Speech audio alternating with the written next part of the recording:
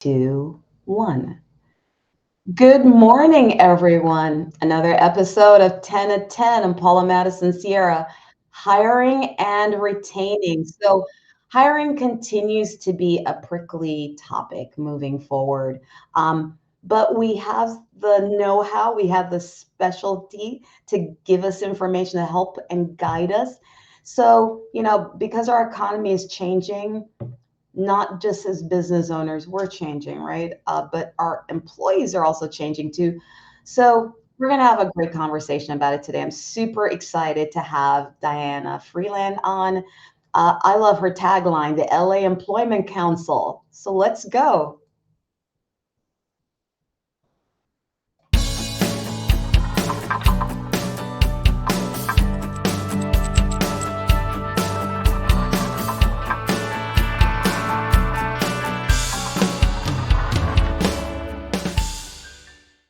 Good morning, everyone. So thanks again for being with me on another episode.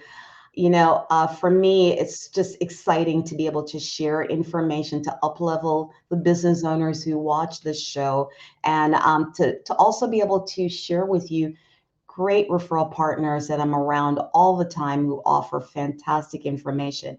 And I want you to hear it too, of course, and to educate yourself on building better business owners. That's my mantra. So today we have Diana Friedland.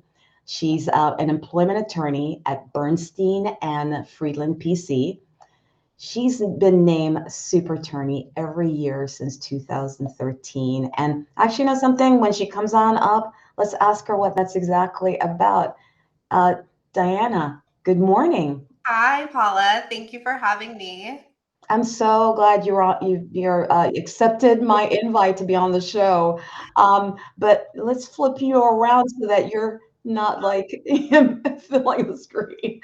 But talk to me about the super attorney. I don't think I've ever really asked what does that encompass exactly? So, Super Lawyers has been around for many years. It's an organization that tracks feedback from other attorneys who recommend certain attorneys to meet the Oh, threshold of being, excelling as attorneys. And oh. for the last several years, I was named a super lawyer. And before that, people were kind enough to name me one of the top 50 up and coming attorneys in Southern California. So I guess as of 2013, I have arrived. Hopefully to stay. And tell me a little bit about what's your origin story? How did you decide on this area of becoming an attorney, your category? It's definitely very near and dear to my heart. I'm the child of Ukrainian immigrants. My parents came here with no money, didn't speak English, no Oh, education. wow. My dad drove a taxi for the first several years that he was here. My mom worked for Russian doctors' offices. I saw how hard it was for her in her job, not speaking English, facing certain kinds of discrimination. My dad ultimately realized he wouldn't make ends meet as a taxi driver, and he started his own business running an auto body shop with my uncle at a time when they knew nothing about cars. They couldn't even pronounce the names of the parts. They literally were starting from scratch. And for the next 30 plus years, I saw his struggles as a small business owner, how to retain, hire, engage the Mm. right employees to support him since he didn't know one thing about cars. So he really relied on a great team. And that kind of showed me the beauty of the world of employment law. Employment is so critical Yeah. to our own sense of dignity, respect, fulfillment, personal satisfaction. And today I get to combine not only my interest in the law, but my interest in people and Love that. dynamics between people. I love that your uncle and your dad started, even though they knew nothing about cars. I think that's amazing. Being an immigrant myself, I do understand the struggles. I mean, we came in with a language. I mean, we spoke English. We're Jamaican, so kind of English, but to acclimate into a new social structure, people don't realize that it's so much harder than they imagine because you're doing things completely different in many cases, and of course, as we know, English, there are many meanings to many words, and that's already an issue, even for someone who spoke English, So tell me a little bit about what are some, I know a lot's happened since COVID, and even before that, there were a lot of changes happening. What are some of the trends that are leading this change right now? I think we're in one of the most interesting times in the world of employment because last year everyone heard about the Great Recession. Mhm. So it was kind of like an employees market, and employers were doing everything possible to retain and hire people as soon as possible. And now the tide has shifted, and there's concerns about a recession coming up. And now we're hearing stories about layoffs. And so Mhm. that's why I think this presentation is particularly timely because I think now more than ever, employers are really focusing on who do we need to take our company to the next level and really limiting that workforce to the extent possible to not have a situation where they've reached December and they need to lay off hundreds of thousands of people that they've suddenly determined are not, necessary. And Mhm. really focusing on, well, who are the people who are necessary to keep on this team? Wow. So I say let's jump right then into our topic today because that's a perfect lead up, huh? To how do we hire and retain great employees? I love it when we were going through the notes. The one that stood out to me was vetting, because when you're a small business owner, you're not like a Chase Bank level. There are a lot of technology things that you're paying for where you can check on who's who, but what are some of the no nonsense things that your everyday small, mid-size, mid-market business should be doing when it comes to vetting exactly? The way I look at it is that retaining great employees starts with hiring great employees. And so it's really important to do your diligence in the hiring process.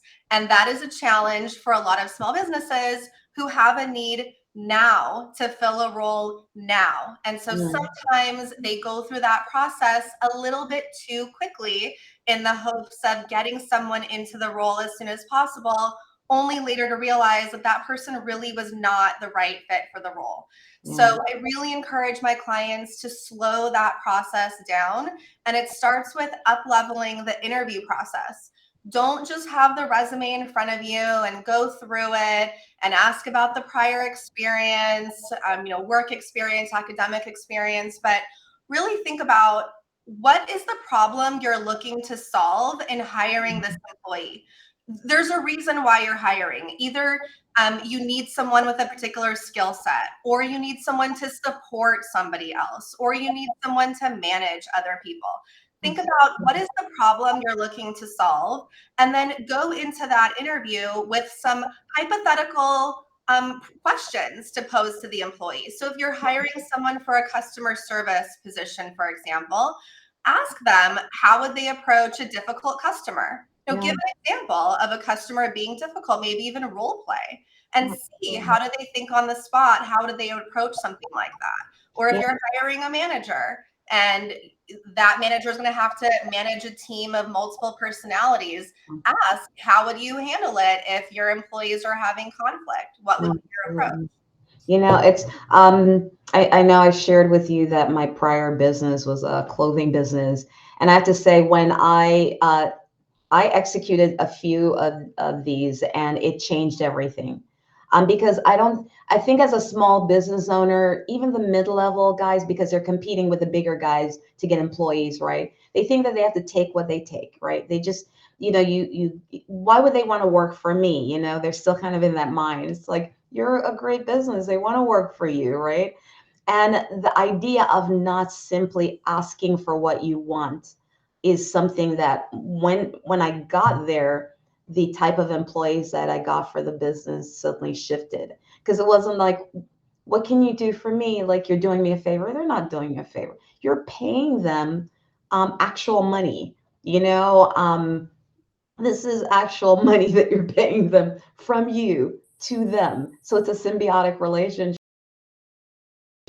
But even the business owners that I work with sometimes getting that in their soul as they're hiring, like, yeah, they want to work for you. And they should be you should be getting, and they should be getting. It should be a win-win relationship, you know. So what do you want when what's the ideal? What would make you happy? Like, because they need to know as well to be set up for success, right? As you're starting. So I love that, you know. And what's your other suggestion? Because I know you have some ideas that you want to share with us. Sure.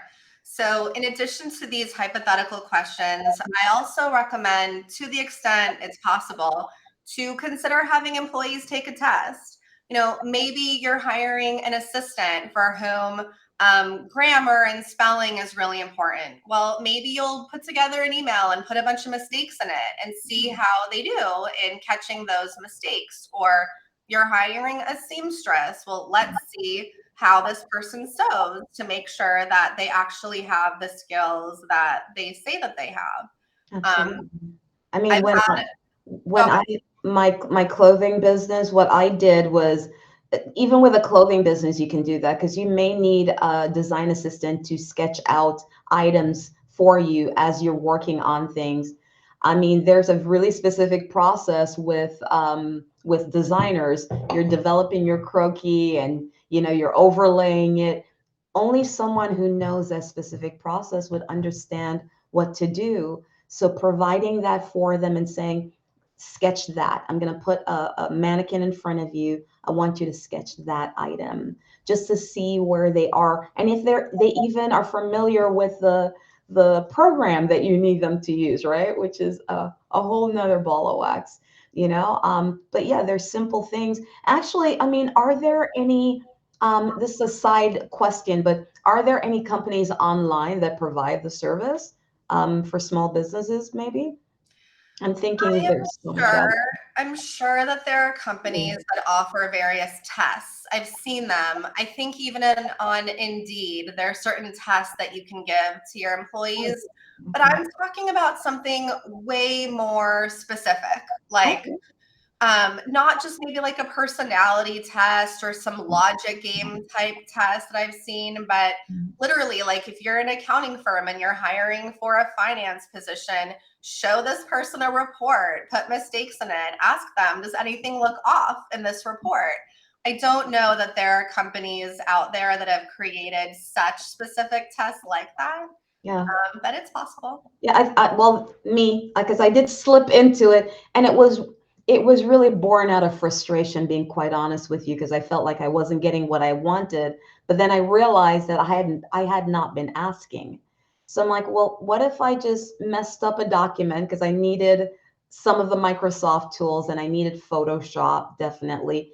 And I also needed them to be comfortable picking up the phone, which is not a skill that everyone knows how to do anymore. And so I literally just had them pick up the phone in the store. It's like this is our basic script. You know, this is basically but just to see how they approached it and how they customized it and how comfortable they were when they got on.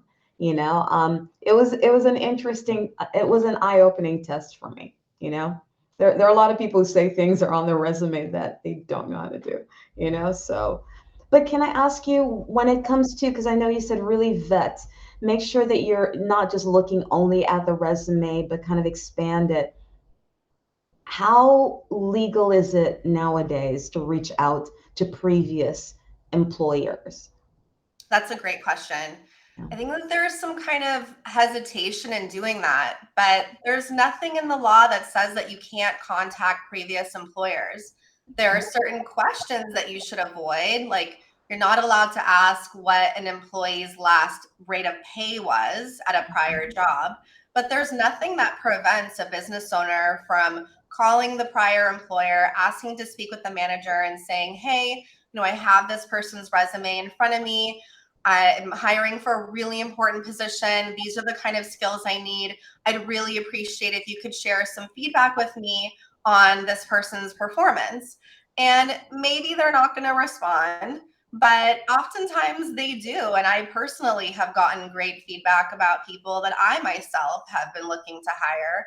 And it's been really instrumental in either giving me the confidence to move forward with someone or giving me maybe some second thoughts to do a little bit more research into that person. All right, side note, do you call or do you email? My recommendation is to call if you're really looking to get someone to give you information, because it's Yeah. so easy to just delete that email or to lose that email in our inboxes. But when you have someone calling, I think you're gonna get the better information over the Mhm. phone than you might over email. Any other tips during in this vetting process that we should be looking at? Something else that I'm surprised that more of my clients don't do is just Google people. Google them, look at their That Facebook is page, true. look at their Instagram page, look at their LinkedIn. Sometimes you'll see that, interestingly, the information online doesn't match what's on the resume, or other things might come up that might give you pause in moving forward in the interview process. Mhm. So it's better to know that at the beginning, at the outset, than at some point down the road when you're looking to terminate someone and then thinking, oh, shoot, look at all these red flags that Yeah, I missed that I could have seen a long time ago. 'cause people really do show you who they are, don't they? So, all right, so now we've hired. We feel that we have a pretty decent candidate. They're in. What's next? Where do we go from there? Okay.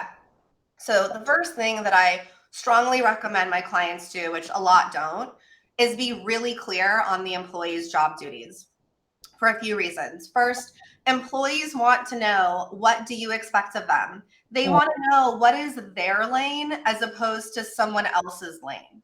It's also nice when for the employer to think about, okay, what are my own expectations for this job? Because sometimes managers are not even clear themselves on what they really need out of a particular role. So it's an opportunity for the manager to be really clear with themselves on, what do I expect this person to be doing? Are there a particular are there hours I need this person working? Do I need them to be in person? Is it okay if they're remote?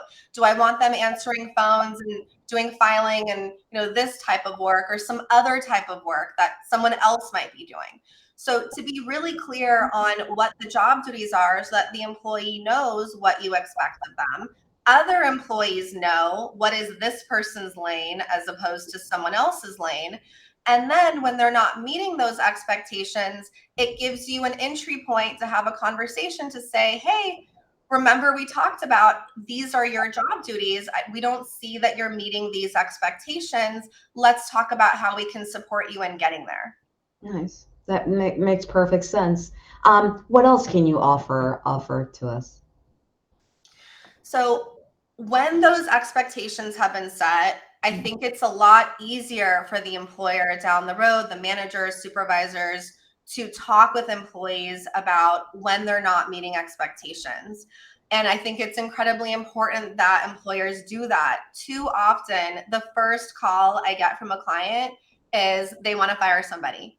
And I say, okay, well, I understand these performance issues are going on, but like, have you talked to them about this? Mhm. And so often the answer is no. And Yeah. I get it. It's, people don't like to have these conversations. They don't like to sit in front of someone and tell them all the ways that they're underperforming. It's not a fun conversation to have. And a lot of people end up putting their head in the sand to avoid that. But I Mm. think those conversations are incredibly important toward retaining great employees, because when you're clear with someone about the fact that you're not happy, you give them an opportunity to improve. And I've Yeah. had situations where clients call me, they want to fire someone. I recommend that they don't. I recommend that they do this review. And I check in with them 3 months later, and guess what? This employee is now one of their best Yeah. and has now really turned things around and is doing all the things right. I mean, So, I've been there as well, where I realized in midstream that I had set this person up for failure. and just kind of assuming, not writing down all the right descriptions and duties, not following up. It's like, how are they going to actually, they're not mind readers. Right. They're not going to be able to grab everything that I've been doing by myself since I started the business, right? And they just need some guidance. Well, this is how I did it successfully. Do this. This is where this is located. All the basics, right?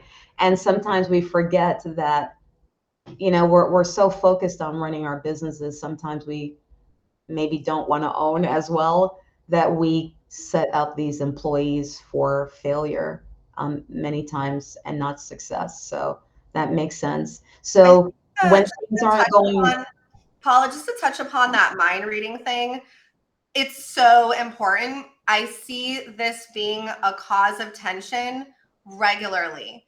Just the other day, I had a client reach out, really upset that someone kept spending hours researching topics when she could have just reached out to her supervisor to get the answer within 10 minutes. mm, Well, but the employee didn't want to show the supervisor that she didn't know the answer. yeah, And she's not trying to do something bad. She's trying to get the answer, but she doesn't know what it is. So it's taking extra time.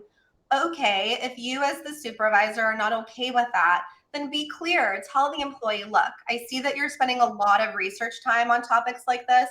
Let's not spend your time that way anymore. If you see that something is taking you more than 10 to 15 minutes to resolve, come talk to me, ask me. I might know the answer off the top of my head. Don't be shy. That's a situation where mm, everyone is operating in good faith. No one's trying to do wrong by anyone, yeah. but you're That assuming was my someone's going to that, read your mind.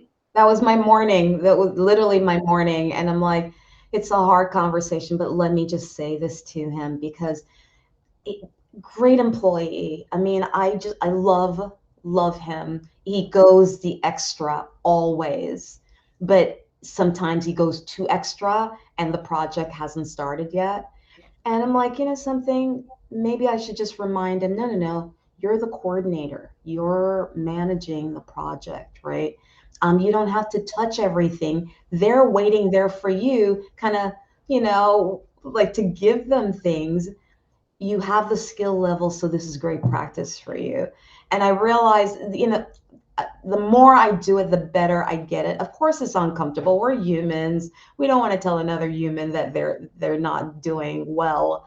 But I find that the more I do it, the more people actually appreciate it. And I've gotten better at balancing it. It's like, you don't have to do this. You're taking a lot of time. You're burning through project time, but you're amazing, and I want to make sure that I'm training you in the right way, and moving you forward so that you're balancing it out. If you wait too long, it just comes out poorly because now you're just irritated. And that's never a great way to speak to someone. So we're looking at them when things are going wrong, right? And making sure that we have an early conversation to catch things. What else do we need to know, Diana? We should also be talking to them when things are going right. Mm, So if we want to retain our great employees, too often I see that, especially with small businesses, things are going well, the business owner is busy, so they're not reaching out to the great staff because let them keep doing their thing and let me focus on the problems. But actually, that's a recipe for disaster if your great employee isn't feeling supported. So I recommend that when someone's doing a great job, have a meeting with them. Tell them that you really appreciate their hard work. Tell them that they're doing things really efficiently. Do they have some input that they can give you on changes to processes that you might implement company wide because you see that this person is being really successful at doing something a certain way? Maybe we can roll that out to the broader team. Ask them, what other training can we give you? How else can we support you? I recently read on LinkedIn or somewhere that Adam Grant, who's I think a psychologist at the Wharton School of Business, refers to these as the opposite of exit interviews. He calls them stay interviews. So, like, what can we do for you to keep you staying here and not learning all the things we did wrong only upon exit, but learning it much sooner in the process so that we can make change now? Listen, you don't know how much I'm going to be stealing that one and applying it to many things, Diana. And yes, I will try to give him credit for the staying interviews. I think I will be using that even for my marketing. So I love this idea of providing ongoing education and a clear path, and just basically letting them know, I want you to stay, I want you to grow as our business is growing, and clearly making that statement. Because can I tell you, of course, I assume that we would have a conversation when things aren't going well. Let's make sure we get it out early, fix the problem so they can move forward. But this idea of, you're doing something right, I just want to let you know, props to you. Thank you for the work that you're doing. And how often do we do that one, right? And offer the praise and the accolades, you know? The big one that everyone's been speaking about lately is remote work options. What's going on in that end right now? I think that companies, some of them have embraced it with great success, and others are struggling. And especially many small businesses that maybe really need or feel that they need to have staff on site. There's an area of tension because many employees want to continue working remotely. I think the reality is that remote work or some kind of hybrid is absolutely something that employers are going to need to embrace and come to terms with in terms of retaining the best employees, because the best employees want to be treated like adults. They want to, be allowed to have the freedom to work wherever they're most comfortable being most productive. And it's something that employers can set up accountability protocols around. Just because someone isn't working in the office doesn't mean you're not allowed to ever check in with them, know what they're doing. It's not like they're in a black hole.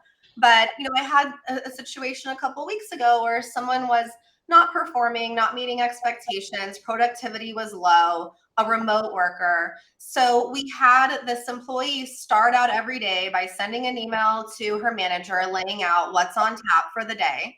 We had a plan that she needed to respond to emails within an hour or two of receipt. And at the end of the day, she would send an end of day email laying out what was accomplished that day and what's on tap for tomorrow. So that's one way to build more transparency between managers and their employees about how productive the employee actually is. Yeah, And a lot of absolutely. employees really excel. Yeah. And I mean, really, we have tools like this. We can do video. I mean, there's so many video options now. It's like sometimes I crack up because I have what I meet. I have Google Hangout, I have Zoom. Of course, if you need to with the clients overseas, you can WhatsApp. There are so many options right now. Facebook, you can, I mean, it's hilarious. So to say that you can't have a face-to-face conversation, I think the definition of face-to-face has to change as well, right? It doesn't mean that I can touch you, but seeing you face-to-face, I think, is a big deal as well, and see how you're doing and checking in. I think that checking in portion, I love the idea of what's on tap for the day and what was accomplished for the end of the day. How are small businesses handling compensation packages right now? Because it is, I mean, or it was a little competitive. I know now that uh, everyone's concerned about a recession and are doing layoffs, and there are big concerns about where the economy is going. But is that still a concern for the small to mid-size business owners? I think to retain the best employees, we're not going to see salaries go down. We're going to see salaries continue to stay where they are or, go up as cost of living increases. Mm, But maybe that's what we're seeing in terms of the layoffs, that they want to continue to offer robust packages, compensation benefit packages to the staff, but they can't necessarily do that for a huge number of staff. So instead of diminishing those offerings across the board, they're keeping them where they are, but reducing the headcount. mm. And one final thought to wrap up that just kind of came to me because I know actually I spoke to someone about it yesterday. Employees versus freelancer or contract workers. I know, well, in California, I know there's a lot of laws around it, but I know that there are laws changing things across the country. What are you hearing right now for, and I guess this, if you could offer something for the whole country versus just California alone. This is a really hot topic, especially in California, but I don't know that federal law is really so different in this area. Employers can't just call someone a freelance worker, a 1099 worker, because that makes things cheaper or easier. Mm, By default, if this person is really going to be like an employee, they're going to be working regularly for you, maybe not even full time, but part time, but they're really going to be replacing someone that would otherwise be your employee. That person needs to be classified as an employee. And if mm, you don't properly classify your workers as employees, you run so many different risks. You run the risk that the government is going to audit you and penalize you for not properly withholding payroll taxes for those people. You run the risk that the employees themselves will sue you for independent contractor misclassification and various penalties that go with that. So I don't view that as a solution for employers to really consider if they're looking to develop successful businesses. If you mm, can't afford the help, then you can't afford the help. But it may not be right to take on the risk of doing it wrong just mm, to have the support that you need. mm. Oh, wow. All right. Well, wonderfully said then. I mean, again, there's a lot of changes going on, and how, of course, as a small business owner, do you compete and move forward and grow without the help of others, right? Because you can't do the whole thing by yourself if you really want to truly grow. So this is definitely a big one that, guys, I'm probably going to have someone else on again and get more insight because I feel like every quarter or so there's more food for thought, right? Diana, thank you so much for this. And guys, if you want to reach out to Diana, you can also find her. She's trying to move her Instagram forward. She's one of those really great progressive attorneys, which I love, by the way. Who some, of course, we're on LinkedIn. That's where all the professionals are. But your clients are also over in Instagram and other areas as well. So I always love to see attorneys doing this. You can definitely find her on Cali underscore employment underscore lawyer. Please follow her, get all the nuggets. How often are you going to be posting? Is there a posting plan yet? My goal is to post 2 videos a week. And for the last 2 weeks, I've been keeping to that schedule. Okay, well, something I'm going to root you on.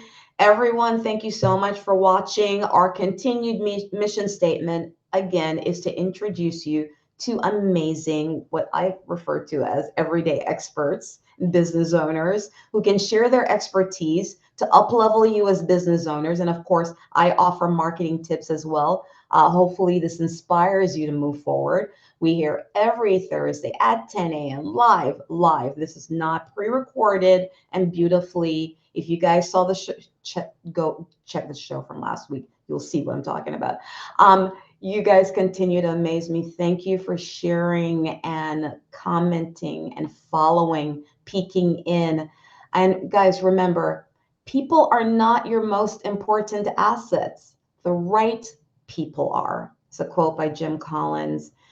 Diana, thanks again for being on the show. I appreciate you so much and what you do, my dear. Thanks Yeah. for being on the show today. Thank you.